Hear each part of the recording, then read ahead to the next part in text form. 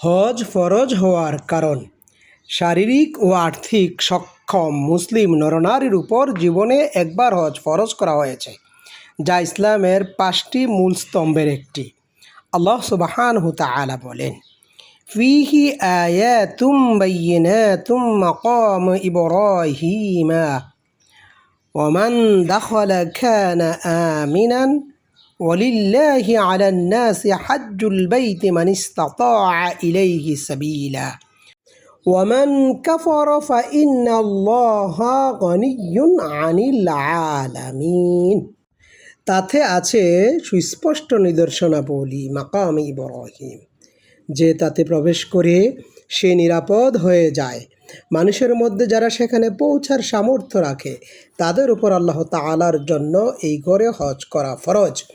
কেউ এটা অস্বীকার করলে আল্লাহ তাআলা তো বিশ্ব জগতের সমস্ত মানুষ হতে বেনিয়াজ।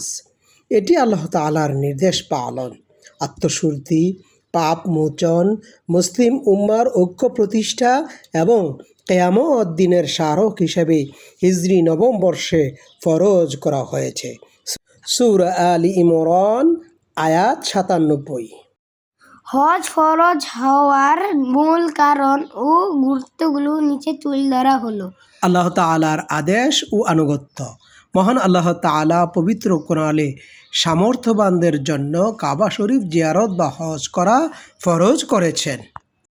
আত্মশুদ্ধি ও গুনাহ মাফ। হজের মাধ্যমে বান্দা বিগত জীবনের গুনাহ থেকে মুক্তি লাভ করে এবং নতুন করে আল্লাহর পথে চলার শপথ গ্রহণ করে। মুসলিম ঐক্যের প্রতীক। বিশ্বের বিভিন্ন প্রান্তের মুসলমানরা একই স্থানে একই পোশাকে অর্থাৎ এহরামে একত্রিত হয়ে ভ্রাতৃত্ববোধ ও সমতার শিক্ষা অর্জন করে। আল্লাহর নৈকট্য লাভ। এটি আল্লাহ তাআলার প্রতি একনিষ্ঠ এবং তার সন্তুষ্টি অর্জনের অন্যতম বড় মাধ্যম। ইব্রাহিম আলাইহিসসালামের স্মৃতিচারণ। নবী ইব্রাহিম আলাইহিসসালাম, হাজর আলাইহিসসালাম ও ইসমাইল আলাইহিসসালামের ত্যাগের স্মৃতি বিজড়িত স্থানগুলি পরিদর্শনের মাধ্যমে ঈমান দৃঢ় করা।